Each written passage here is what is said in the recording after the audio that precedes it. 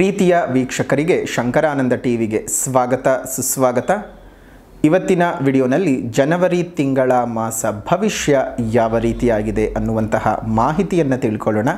ಅದಕ್ಕಿಂತ ಮುಂಚಿತವಾಗಿ ಯಾರಾದರೂ ಶಂಕರಾನಂದ ಟಿವಿ ಯೂಟ್ಯೂಬ್ ವಾಹಿನಿಯನ್ನು ಮತ್ತು ಇನ್ಸ್ಟಾಗ್ರಾಮ್ ಪೇಜನ್ನು, ಫೇಸ್ಬುಕ್ ಪೇಜನ್ನು ಫಾಲೋ ಮಾಡ್ತಾ ಇಲ್ಲ, ಸಬ್ಸ್ಕ್ರೈಬ್ ಮಾಡ್ಕೊಂಡಿಲ್ಲ ಅಂದರೆ ಫಾಲೋ ಮಾಡಿ, ಸಬ್ಸ್ಕ್ರೈಬ್ ಮಾಡಿ.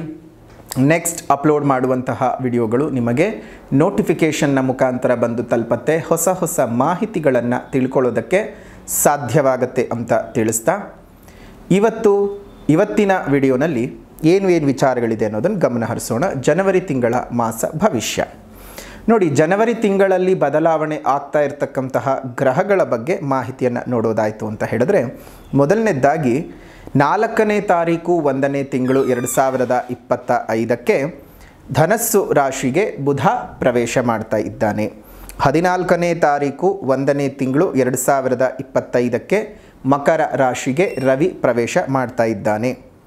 21ನೇ ತಾರೀಕು 1ನೇ ತಿಂಗಳು 2025ಕ್ಕೆ ಮಿಥುನ ರಾಶಿಗೆ ವಕ್ರೀಗತನಾಗಿರ್ತಕ್ಕಂತಹ ಕುಜನ ಪ್ರವೇಶವಾಗ್ತಾ ಇದೆ.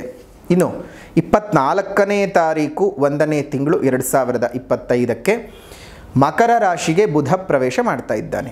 28ನೇ ತಾರೀಕು 1ನೇ ತಿಂಗಳು 2025ಕ್ಕೆ ತನ್ನ ಉಚ್ಚಸ್ಥಾನವಾದಂತಹ ಮೀನ ರಾಶಿಗೆ ಶುಕ್ರನ ಪ್ರವೇಶ ಉಂಟಾಗ್ತಾ ಇದೆ. ಇದಿಷ್ಟು ಜನವರಿ ತಿಂಗಳಲ್ಲಿ ಬದಲಾವಣೆ ಆಗ್ತಾ ಇರತಕ್ಕಂತಹ ಗ್ರಹಗಳ ಬಗ್ಗೆ ಮಾಹಿತಿ ಆಗಿದೆ. ಇನ್ನು ಈ ಗ್ರಹಗಳ ಸ್ಥಿತಿಗತಿಗಳಿಂದಾಗಿ ಯಾವ್ಯಾವ ರಾಶಿಯವರಿಗೆ ಯಾವ್ಯಾವ ರೀತಿಯಾಗಿರ್ತಕ್ಕಂತಹ ಫಲಾನುಫಲಗಳಿದ್ದಾವೆ ಅನ್ನೋದನ್ನು ಗಮನಿಸಬೇಕಾಗಿದೆ ನಾವು. ಜೊತೆಗೆ ಮಾಸ ವಿಶೇಷತೆ ಅಂತ ಬಂದ ಸಂದರ್ಭದಲ್ಲಿ ನಮಗೆ 14ನೇ ತಾರೀಕು ನೋಡಿ, 14ನೇ ತಾರೀಕು ವಿಶೇಷವಾಗಿ ಮಕರ ರಾಶಿಗೆ ರವಿಯು ಪ್ರವೇಶ ಮಾಡ್ತಾ ಇರುವುದರಿಂದ ಈ ಒಂದು ಕಾಲ ಏನಿದೆ ನಮ್ಮ ಒಂದು ಜೀವನದಲ್ಲೇ ಅತ್ಯಂತ ಶುಭದ ಕಾಲ. ಯಾಕಂದರೆ ದಕ್ಷಿಣಾಯನ ಕಳೆದು ಉತ್ತರಾಯಣ ಬರ್ತಕ್ಕಂತಹ ಪುಣ್ಯಕಾಲ. ಉತ್ತರಾಯಣದ ಪುಣ್ಯಕಾಲ ಅಂತ ಹೇಳಿದರೆ ವಿಶೇಷವಾದಂತಹ ಹಬ್ಬಗಳು, ಜೊತೆಗೆ ನಮ್ಮ ಜೀವನದ ತಮಸ್ಸುಗಳು ಕಳೆಯತಕ್ಕಂತಹ ಪುಣ್ಯಕಾಲ. ಮಕರ ರಾಶಿಗೆ ಸೂರ್ಯನ ಪ್ರವೇಶ, ಮಕರ ಸಂಕ್ರಮಣವಾಗುವಂತಹ ಮಕರ ಸಂಕ್ರಾಂತಿ ಅಂತ ಹೇಳಿ ಹಬ್ಬವನ್ನು ಆಚರಣೆ ಮಾಡುವಂತಹ ಪುಣ್ಯ ಕಾಲ ಈ 14ನೇ ತಾರೀಕು 1ನೇ ತಿಂಗಳು 2025ಕ್ಕೆ. ಈ ವಿಶೇಷವಾಗಿ ಧನುರ್ಮಾಸದ ಪೂಜಾ ವ್ರತದ ಸಮಾಪ್ತಿಯೂ ಸಹ ಇವತ್ತೇ ಆಗುತ್ತೆ. ಅಂದರೆ 14ನೇ ತಾರೀಕೆ ಆಗ್ತಕ್ಕಂಥದ್ದು. ನೋಡಿ, ಸಂಕ್ರಾಂತಿ ಹಬ್ಬ ಎಲ್ಲ ಕಡೆ ರೈತಾಪಿ ವರ್ಗದವರು ತಾವು ಬೆಳೆದಂತಹ ಬೆಳೆಗಳನ್ನು ಒಂದು ಗುಡ್ಡೆ ಹಾಕಿ ಅದಕ್ಕೆ ಪೂಜೆಗಳನ್ನು ಸಲ್ಲಿಸಿ ಅದಕ್ಕೆ ಕೊಡಬೇಕಾದಂಥ ಗೌರವ ಸ್ಥಾನಮಾನಗಳನ್ನೆಲ್ಲ ಕೊಟ್ಟು ಒಂದು ಭೂಮಿತಾಯಿಗೆ ಗೌರವಗಳನ್ನು ಕೊಡ್ತಕ್ಕಂತಹ ದಿವಸ.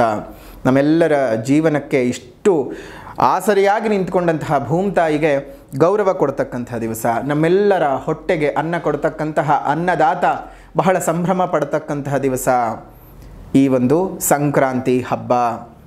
ರೈತ ಬೆಳೆದ ಎಲ್ಲ ಬೆಳೆಗಳಿಗೂ ಸಹ ಅವನಿಗೆ ಸಿಗಬೇಕಾದಂತಹ ಒಂದು ಸ್ಥಾನಮಾನಗಳು, ಸಿಗಬೇಕಾದಂತಹ ಬೆಲೆಗಳು ಸರಿಯಾಗಿ ಸಿಕ್ಕು ಈ ವರ್ಷನಾದರೂ ಅವನು ನೆಮ್ಮದಿಯಾಗಿರಬೇಕು ಅನ್ನೋದು ನಮ್ಮ ಮನಸ್ಸಿನ ಅಭಿಪ್ರಾಯ. ಮತ್ತು ದೇವಿಯಲ್ಲಿ ನಾವು ಸಹ ಅದೇ ರೀತಿಯಾಗಿ ಪ್ರಾರ್ಥನೆಯನ್ನು ಮಾಡ್ತೀವಿ ಮತ್ತು ಆಶೀರ್ವಾದವನ್ನು ಸಹ ಮಾಡ್ತೀವಿ. ಶುಭವಾಗಲಿ ತಮ್ಮೆಲ್ಲರಿಗೂ. ರೈತ ನಮ್ಮ ದೇಶದ ಬೆನ್ನೆಲುಬು. ಅವನ ಸುಖ ಸೌಖ್ಯದ ವೃದ್ಧಿ ನಮ್ಮೆಲ್ಲರಿಗೂ ಸಹ ಸೌಖ್ಯವನ್ನೇ ತಂದುಕೊಡುತ್ತೆ. ಅದರ ಜೊತೆಗೆ ನಾವು ಗಮನಿಸೋದಾಯಿತು ಅಂತ ಹೇಳಿದ್ರೆ, ನಮಗೆ ಈ ಒಂದು ವಿಶೇಷವಾಗಿ ಈ ಜನವರಿಯ ತಿಂಗಳಲ್ಲಿ ತುಂಬ ಅಂದರೆ ಮುಖ್ಯವಾಗಿರ್ತಕ್ಕಂಥದ್ದು ಈ ಸಂಕ್ರಾಂತಿ ಹಬ್ಬದ ಆಚರಣೆ. ಸಂಕ್ರಾಂತಿ ಹಬ್ಬದ ವಿಶೇಷವಾದಂತಹ ಒಂದು ಫಲಾನುಫಲಗಳನ್ನು ನಾವು ನೋಡ್ಕೊಳ್ಬೇಕಾಗ್ತದೆ. ಈ ಒಂದು ವಿಚಾರಗಳನ್ನು ನೋಡೋದಾಯಿತು ಅಂದರೆ ಈ ಸಂಕ್ರಾಂತಿ ಹಬ್ಬದಲ್ಲೇ ನೋಡಿ, ಎಳ್ಳು ಬೆಲ್ಲವನ್ನು ನಾವು ಎಲ್ರಿಗೂ ಕೊಡ್ತಕ್ಕಂಥದ್ದು. ಎಳ್ಳು ಬೆಲ್ಲ ತಿಂದು ಒಳ್ಳೆಯ ಮಾತನ್ನು ಆಡಬೇಕು ಅಂತ ಹೇಳ್ತಾರೆ. ಎಳ್ಳು ಮತ್ತು ಬೆಲ್ಲ ನಮ್ಮ ದೇಹಕ್ಕೆ ಎಷ್ಟು ಬಹಳ ಪುಷ್ಟಿಯನ್ನು ತಂದುಕೊಡುತ್ತೆ. ದೇಹದಲ್ಲಿ ಜಿಡ್ಡಿನ ಅಂಶಗಳನ್ನು ಜಾಸ್ತಿ ಮಾಡ್ತಕ್ಕಂಥದ್ದು, ಚರ್ಮಗಳ ಒಡಕಲುಗಳನ್ನು ಸರಿ ಮಾಡ್ತಕ್ಕಂಥದ್ದು ಎಲ್ಲವೂ ಸಹ ನಮ್ಮ ಪೂರ್ವಿಕರು ನಮ್ಮ ದೇಹಕ್ಕೆ ತುಂಬಿರ್ತಕ್ಕಂತಹ ವಿಚಾರಧಾರೆಗಳಾಗಿರುತ್ತೆ, ವಿಜ್ಞಾನದ ವಿಚಾರಧಾರೆಗಳಾಗಿರುತ್ತೆ. ಹಾಗಾಗಿ ಇಂತಹ ವಿಶೇಷವಾದಂತಹ ಸಂಕ್ರಾಂತಿ ಹಬ್ಬಕ್ಕೂ ಮುಂಚಿತವಾಗಿ ಅಂದರೆ 11ನೇ ತಾರೀಕು 1ನೇ ತಿಂಗಳು 2025 ಈ ಶನಿವಾರದ ಶನಿ ಪ್ರದೋಷದ ದಿವಸ ಹಲವು ರಾಶಿಗಳಿಗೆ ಇರ್ತಕ್ಕಂತಹ ಶನಿ ಪೀಡನೆಗಳ ದೂರ ಮಾಡೋದಕ್ಕೋಸ್ಕರವಾಗಿ ಶನಿ ಮಹಾಯಾಗವನ್ನು ಮಾಡ್ತಾ ಇದ್ದೇವೆ. ಆ ಶನಿ ಮಹಾಯಾಗದಲ್ಲಿ ತಾವೆಲ್ಲರೂ ಸಹ ಬಂದು ಭಾಗವಹಿಸಬಹುದು. ವಿಶೇಷವಾದಂತಹ ಶನಿದೇವರ ಕೃಪೆಗೆ ಪಾತ್ರರಾಗಬಹುದು ಅಂತ ಹೇಳ್ತಾ, ನೀವೇನಾದರೂ ಶನಿ ಯಾಗದಲ್ಲಿ ನಿಮ್ಮ ಹೆಸರನ್ನು ನೋಂದಾಯಿಸಿಕೊಳ್ಬೇಕು ಅಂತ ಅಂದುಕೊಂಡಿದ್ರೆ ಈಗಲೇ ಸಹ ನಿಮ್ಮ ಹೆಸರನ್ನು ನೋಂದಾಯಿಸಿಕೊಳ್ಳಬಹುದು.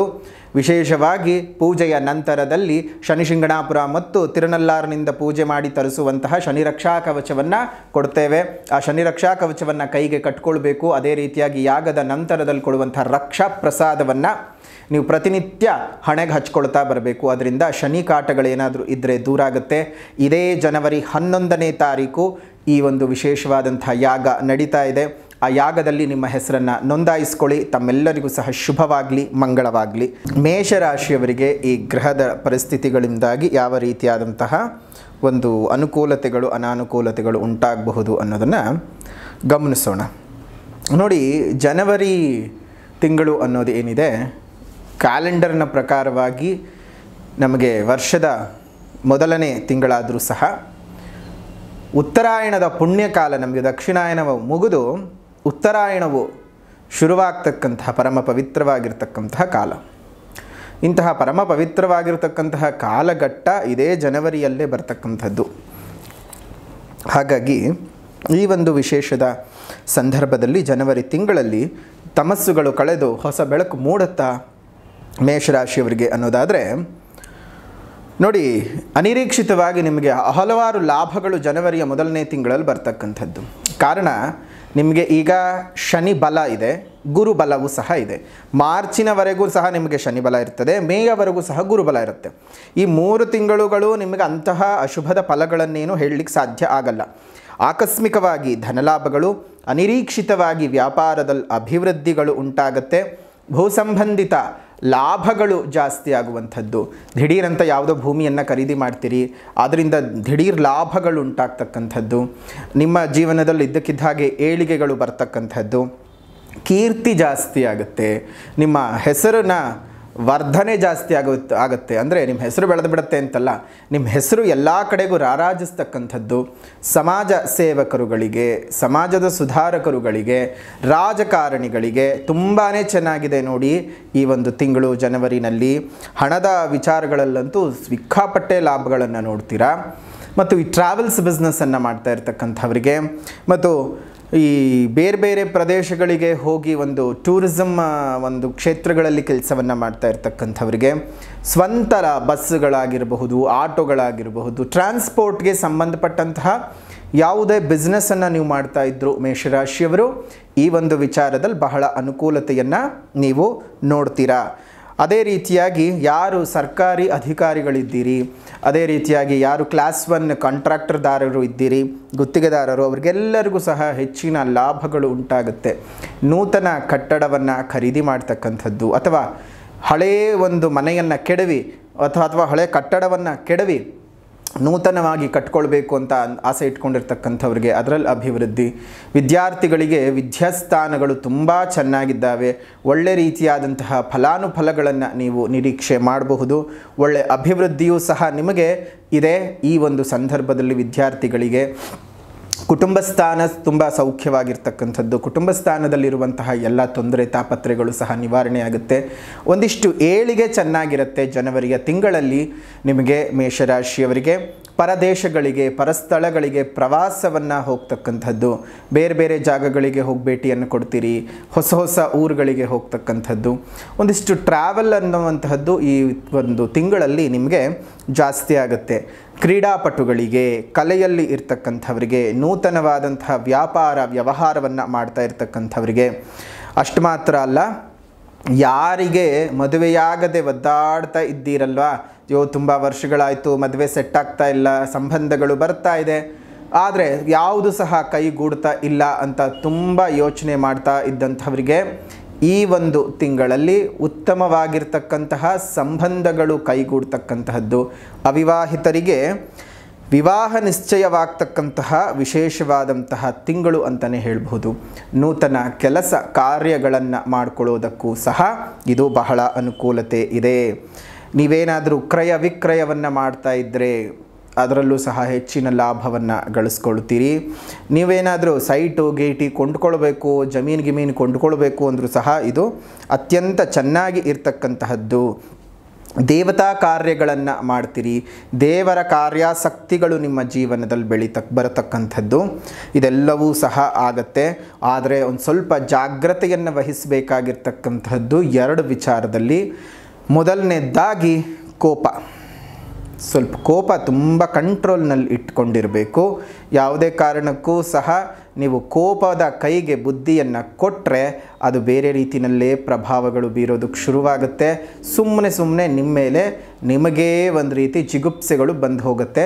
ಹುಷಾರಾಗಿರಿ, ಕೋಪವನ್ನು ಕಂಟ್ರೋಲ್ ಮಾಡಿ ಇಟ್ಕೊಳ್ಳಿ. ಏನು ಮಾಡ್ತೀರಿ, ಮೇಷರಾಶಿಯವ್ರಿಗೆ ಸ್ವಲ್ಪ ದುಡುಕು ಬುದ್ಧಿ ಜಾಸ್ತಿ. ದುಡುಕು ಬಿಡ್ತೀರಿ ನೋಡಿ, ಆಂತರ್ಯದಲ್ಲಿ ನೀವು ಶುದ್ಧವೇ, ಆದರೆ ನಾಲಿಗೆನಲ್ಲಿ ಶುದ್ಧವಿಲ್ಲ. ಏನು ಮಾಡೋದು, ಜನ ನಾವು ಯಾವ ರೀತಿಯಾಗಿ ಮಾತಾಡ್ತೀವಿ ಅನ್ನೋದನ್ನು ಅಬ್ಸರ್ವ್ ಮಾಡ್ತಾರೆ ಹೊರತು ನಮ್ಮ ಮನಸ್ಸು ಹೇಗಿದೆ ಅನ್ನೋದನ್ನು ನೋಡಲ್ಲ. ಭಗವಂತ ನಮ್ಮ ಮನಸ್ಸು ಹೇಗಿದೆ ಅಂತ ನೋಡ್ತಾನೆ, ನಾನು ಯಾವ ಕ್ರಿಯೆ ಮಾಡ್ತಿದ್ದೀನಿ ಅನ್ನೋದಲ್ಲ. ಇವಾಗ ನಾನು ಒಬ್ಬರಿಗೆ ತೊಂದರೆ ತಾಪತ್ರಯ ನಾನು ಕೊಡ್ತಾ ಇದ್ದೀನಿ, ಯಾಕೆ ಕೊಡ್ತಾ ಇದ್ದೀನಿ, ದೂರದಲ್ಲಿ ನಿಂತ್ಕೊಂಡು ನೋಡ್ತಾ ಇರುವಂಥವ್ರಿಗೆ ಅಯ್ಯೋ ಅವ್ರಿಗೆ ಅಷ್ಟೊಂದು ತೊಂದರೆ ಕೊಡ್ತಾ ಇದ್ದಾನೆ. ಆ ತೊಂದರೆಯನ್ನು ಅನುಭವಿಸ್ತಾ ಇರತಕ್ಕಂಥ ವ್ಯಕ್ತಿ ಯಾವುದೇ ಏನು ತಪ್ಪು ಮಾಡಿದ್ನೋ ಯಾರಿಗೆ ಗೊತ್ತು. ಈಗ ನ್ಯಾಯಾಲಯಗಳಲ್ಲಿ ಹೋದಂತಹ ಸಂದರ್ಭಕ್ಕೆ ಹಲವು ಜನಗಳಿಗೆ ಜೀವಾವಧಿ ಶಿಕ್ಷೆ ಕೊಡ್ತಕ್ಕಂಥದ್ದು, ಮರಣದಂಡನೆ ಶಿಕ್ಷೆ ಕೊಡುವಂಥದ್ದು, ಇಲ್ಲ ಅಂತ ಹೇಳಿದ್ರೆ ನೇಣು ಆ ರೀತಿಯಾಗಿ ಶಿಕ್ಷೆಗಳನ್ನು ಕೊಡ್ತಕ್ಕಂಥದ್ದು. ಅಯ್ಯಯ್ಯೋ ಪಾಪ ಅವ್ರಿಗೆ ಆ ಥರ ಜೈಲು ಶಿಕ್ಷೆ ಆಗೋಯ್ತಲ್ಲ ಅಂದರೆ ಆ ಜೈಲು ಶಿಕ್ಷೆ ಅನುಭವಿಸುವಂತಹ ಕೆಲಸವನ್ನು ಮಾಡಿದ್ದಾರೆ, ಅದಕ್ಕೆ ನ್ಯಾಯಾಲಯ ಅದರ ಕೊಡ್ತಾ ಇದೆ. ಇಲ್ಲ ಅಂತ ಹೇಳಿದರೆ ಕೊಡ್ತಿತ್ತಾ? ಹಾಗೆ ತಪ್ಪು ಮಾಡಿದಂಥವ್ರಿಗೆ ಇವರು ನೇರವಾಗಿ ಇವರು ದಂಡನೆಗಳನ್ನು ಕೊಟ್ಟುಬಿಡ್ತಾರೆ. ಅದರಿಂದ ನೀವು ಒಂದು ಸ್ವಲ್ಪ ಕಾಠಿಣ್ಯ ಅಂತ ಅನಿಸುತ್ತೆ. ಸ್ವಲ್ಪ ಕಂಟ್ರೋಲ್ ಮಾಡಿ ಇಟ್ಕೊಳ್ಳಿ ನಿಮ್ಮ ಕೋಪ ತಾಪಗಳನ್ನು. ಅಷ್ಟು ಮಾತ್ರ ಅಲ್ಲದೇ ನೀವು ಇನ್ನೂ ಒಂದೇನು ಕೆಲಸ ಮಾಡಬೇಕಾಗತ್ತೆ ಅಂದರೆ, ಮೇಷರಾಶಿಯವರು ಈ ಒಂದು ಕಾಲಘಟ್ಟದಲ್ಲಿ ಆರೋಗ್ಯದ ಬಗ್ಗೆ ತುಂಬಾ ಕಾಳಜಿ ಮಾಡಬೇಕು. ಯಾಕೆ ಅಂತಂದರೆ ನಿಮಗೆ ಮಾರ್ಚಿನಿಂದ 7.5 ಶುರುವಾಗ್ತಾ ಇದೆ. 7.5 ಶುರುವಾಗ್ತಾ ಇದೆ ಅಂತಂದರೆ ತುಂಬಾ ಹುಷಾರಾಗಿರಬೇಕು. ಆದರೆ ನಿಮ್ಮ ಜನ್ಮ ಜಾತಕವನ್ನು ಒಂದು ಸಲ ತೋರಿಸ್ಕೊಳ್ಳಿ. ನಿಮ್ಗೆ ಎಷ್ಟನೇ ಬಾರಿ 7.5 ಶುರುವಾಗ್ತಿದೆ ಅನ್ನೋದನ್ನು ತಿಳ್ಕೊಳ್ಳಿ. 1ನೇ ಬಾರಿ ಮತ್ತು 3ನೇ ಬಾರಿ ಬರ್ತಿದ್ರೆ ಬಹಳ ಕೇಡುಗಳನ್ನು ಅನುಭವಿಸಬೇಕಾಗ್ತದೆ. 2ನೇ ಬಾರಿ ಬರ್ತಿದ್ರೆ ಅದನ್ನು ಹೊಂಬು ಶನಿ ಅಂತ ಕರಿತೀವಿ. ಆ ಹೊಂಬು ಶನಿಯ ಪ್ರಭಾವ ಅಂತಹ ಕೆಡುಕಾಗಿರೋದಿಲ್ಲ. ಅಷ್ಟಕ ವರ್ಗವನ್ನು ಸಹ ಗಮನಿಸಿದ ಸಂದರ್ಭದಲ್ಲಿ ಅಲ್ಲೇನಾದರೂ 7.5 ಸಂಚಾರದ ಶನಿ ಸಂಚಾರದ ಬಿಂದುಗಳು 4 ಅಥವಾ ಅದಕ್ಕಿಂತ ಹೆಚ್ಚಿನ ಬಿಂದುಗಳಿದ್ದರೆ ಯೋಗಕಾರಕವಾಗಿರುತ್ತೆ. ಹಾಗಾಗಿ ಒಂದು ಸಲ ಜನ್ಮ ಜಾತಕವನ್ನು ತೋರಿಸ್ಕೊಳ್ಳಿ. ನಿಮಗೆ ಜಾತಕನೇ ಗೊತ್ತಿಲ್ಲ, ನಮ್ಗೆ ಡೇಟ್ ಆಫ್ ಬರ್ತ್ ಗೊತ್ತಿಲ್ಲ ಅಂದರೆ ಯೋಚನೆ ಮಾಡೋದಂತೂ ಬೇಡ. ಮೇಷರಾಶಿನಲ್ಲಿ ಹುಟ್ಟಿರ್ತಕ್ಕಂಥವರು ಪ್ರತಿಯೊಬ್ಬರೂ ಅಷ್ಟೇ ಇದೇ ಜನವರಿ ತಿಂಗಳ 11ನೇ ತಾರೀಕು 1ನೇ ತಿಂಗಳು 2025 ಶನಿ ಪ್ರದೋಷದ ದಿವಸ ಮಾಡ್ತಾ ಇರ್ತಕ್ಕಂತಹ ವಿಶೇಷವಾದ ಶನಿ ಮಹಾಯಾಗದಲ್ಲಿ ನಿಮ್ಮ ಹೆಸರನ್ನು ನೋಂದಾಯಿಸಿಕೊಂಡು ನೀವು ಪೂಜೆಗಳನ್ನು ಮಾಡಿಸ್ಕೊಳ್ಬಹುದು. ಪೂಜೆಯ ನಂತರದಲ್ಲಿ ನಿಮ್ಮ ಮನೆಗೆ ನೇರವಾಗಿ ಬಂದು ಪ್ರಸಾದವು ತಲುಪತ್ತೆ. ಶನಿಶಂಗಣಾಪುರ ಮತ್ತು ತಿರುನಲ್ಲಾರಿನಿಂದ ಪೂಜಿಸಿ ತರ್ತಕ್ಕಂತಹ ವಿಶೇಷವಾದಂತಹ ಆ ಶನಿ ರಕ್ಷಾ ಕವಚದ ದಾರವನ್ನು ನೀವು ಕೈ ಕಟ್ಕೊಳ್ಬೇಕು. ಶನಿ ರಕ್ಷೆಯನ್ನು, ಯಾಗದ ರಕ್ಷೆಯನ್ನು ಪ್ರತಿನಿತ್ಯ ಹಣೆಗೆ ಹಚ್ಕೊಳ್ತಾ ಇರಬೇಕು. ಇದರಿಂದ ನಿಮಗೆ ಗೊತ್ತಿಲ್ಲದೆ ಇರಲಿ 7.5 ಅಥವಾ ಶನಿಯ ಯಾವುದೇ ಪೀಡನೆಯಿಂದ ನಿಮಗೆ ತೊಂದರೆಗಳು ಬರೋದಕ್ಕೆ ಸಾಧ್ಯ ಇಲ್ಲ. ಈ ಪರಿಹಾರವನ್ನು ಮಾಡ್ಕೊಳ್ಳಿ. ತಮ್ಮೆಲ್ಲರಿಗೂ ಸಹ ಶುಭವಾಗಲಿ, ಮಂಗಳ ಉಂಟಾಗಲಿ ಅಂತ ಹೇಳ್ತಾ ಈ ಒಂದು ಜನವರಿ ತಿಂಗಳಲ್ಲಿ ಇರ್ತಕ್ಕಂತಹ ಫಲಾನುಫಲಗಳನ್ನು ವಿವರವಾಗಿ ತಿಳ್ಕೊಂಡಿದ್ದಾಗಿದೆ. ಇನ್ನು ಪರಿಹಾರದ ವಿಭಾಗ ಎಲ್ಲ ಚೆನ್ನಾಗಿದೆ ಅಂತ ಮೈ ಮರೆಯೋದು ಬೇಡ. ಒಂದು ಸ್ವಲ್ಪ ನಕ್ಷತ್ರಾನುಸಾರವಾಗಿ ಪರಿಹಾರವನ್ನು ಮಾಡ್ಕೊಳ್ತಾ ಹೋಗೋಣ. ಈ ಒಂದು ಅಶ್ವಿನಿ ನಕ್ಷತ್ರದಲ್ಲಿ ಹುಟ್ಟಿದಂಥವರು ಪ್ರತಿನಿತ್ಯ ಅರ್ಗಲಾ ಸ್ತೋತ್ರದ ಪಠಣವನ್ನು ಮಾಡ್ತಾ ಬನ್ನಿ. ಅಶ್ವಿನಿ ನಕ್ಷತ್ರದವರು ಅರ್ಗಲಾ ಸ್ತೋತ್ರದ ಪಠಣವನ್ನು ಮಾಡ್ತಾ ಬನ್ನಿ. ಅದೇ ರೀತಿಯಾಗಿ ಭರಣಿ ನಕ್ಷತ್ರದಲ್ಲಿ ಹುಟ್ಟಿದಂಥವರು ಪ್ರತಿನಿತ್ಯ ಸಂಜೆಯ ಹೊತ್ತು ದುರ್ಗಾ ಚಾಲೀಸದ ಪಠಣವನ್ನು ಮಾಡ್ತಾ ಬನ್ನಿ. ಇನ್ನು ಕೃತಿಕಾ ನಕ್ಷತ್ರ 1ನೇ ಪಾದದಲ್ಲಿ ಹುಟ್ಟಿದಂಥವರು ಪ್ರತಿನಿತ್ಯ ಮೀನಾಕ್ಷಿ ಸ್ತೋತ್ರವನ್ನು ಪಠಣವನ್ನು ಮಾಡ್ತಾ ಬನ್ನಿ. ಎಷ್ಟೋ ಜನಕ್ಕೆ ಮೇಷ ರಾಶಿ ಅಂತ ಮಾತ್ರ ಗೊತ್ತಿರುತ್ತೆ, ಯಾವ ನಕ್ಷತ್ರ ಅಂತ ಗೊತ್ತಿರೋದಿಲ್ಲ. ಅಂತಹವರು ಏನು ಮಾಡಬೇಕು ಅನ್ನಂತ ನಾವು ಮುಂದೆ ತಿಳ್ಕೊಳ್ಳೋಣ. ಅದಕ್ಕಿಂತ ಮುಂಚಿತವಾಗಿ ಸಾಮಾಜಿಕ ಪರಿಹಾರದ ಬಗ್ಗೆ ಗಮನವನ್ನು ಕೊಡೋಣ. ನಿಮ್ಮ ಮನೆ ಮುಂದೆ ಮತ್ತು ಮೇಲ್ಭಾಗದಲ್ಲಿ ಸಣ್ಣ ಸಣ್ಣ ಕುಂಡಗಳಲ್ಲಿ ನೀರನ್ನು ಇಡ್ತಾ ಬನ್ನಿ. ಅದೇ ರೀತಿಯಾಗಿ ಸಾಧ್ಯವಾದ ಕಡೆ ಗಿಡಗಳನ್ನು ನೆಟ್ಟು ಪೋಷಣೆ ಮಾಡಿ ಮರಗಳನ್ನು ಕಾಪಾಡಿಕೊಳ್ಳೋಣ. ಮುಂದಿನ ಪೀಳಿಗೆಯ ಉಸಿರು ಚೆನ್ನಾಗಿರಬೇಕು ಅಂತ ಹೇಳಿದ್ರೆ ಇಂದು ನಾವು ಹಸಿರನ್ನು ಉಳಿಸ್ಕೊಳ್ಳೋಣ. ಹಸಿರೇ ನಮ್ಮ ಮುಂದಿನ ಜೀವನದ ಉಸಿರು. ಅದರ ಬಗ್ಗೆ ಕಾಳಜಿ ಮಾಡೋಣ. ಆಧ್ಯಾತ್ಮಿಕವಾದ ಪರಿಹಾರ ಮೇಷರಾಶಿಯವರಿಗೆ ಏನು ಮಾಡಬೇಕು ಅಂತ ಹೇಳಿದ್ರೆ, ಪ್ರತಿಯೊಬ್ಬರೂ ಅಷ್ಟೇ ಈಶ್ವರನ ಧ್ಯಾನ ಪೂಜೆಗಳನ್ನು ಮಾಡಿ. ನಮಃ ಶಿವಾಯ ನಮಃ ಶಿವಾಯ ಅನ್ನುವಂತಹ ಪಂಚಾಕ್ಷರಿ ಮಂತ್ರವನ್ನು ನೀವು ಪ್ರತಿನಿತ್ಯ 108 ಬಾರಿ ಪಠಣವನ್ನು ಮಾಡ್ತಾ ಬನ್ನಿ. ಅದರಿಂದ ತುಂಬ ಅನುಕೂಲತೆಗಳು ಪ್ರತಿಯೊಬ್ಬರಿಗೂ ಸಹ ಆಗತ್ತೆ ಅಂತ ಹೇಳ್ತಾ, ಮೇಷ ರಾಶಿಯವರ ಈ ಒಂದು ಜನವರಿ ತಿಂಗಳ ಮಾಸ ಭವಿಷ್ಯವನ್ನು ಇಲ್ಲಿಗೆ ಮುಕ್ತಾಯ ಮಾಡೋಣ. ವಿಡಿಯೋ ಇಷ್ಟ ಆಗಿದ್ದರೆ ಲೈಕ್ ಮಾಡಿ, ಶೇರ್ ಮಾಡಿ, ಕಮೆಂಟ್ ಮಾಡಿ. ಪುನಃ ಮತ್ತೊಂದು ವಿಡಿಯೋನಲ್ಲಿ ಭೇಟಿ ಮಾಡ್ತೇವೆ. ಅಲ್ಲಿವರೆಗೂ ನಮಸ್ಕಾರ. ಲೋಕಾ ಸಮಸ್ತಾ ಸುಖಿನೋ ಭವಂತು, ಸಕಲ ಸನ್ಮಂಗಳಾನಿ ಭವಂತು, ಸರ್ವೇ ಜನಾಃ ಸುಖಿನೋ ಭವಂತು, ಸಮಸ್ತ ಸನ್ಮಂಗಳಾನಿ ಭವಂತು.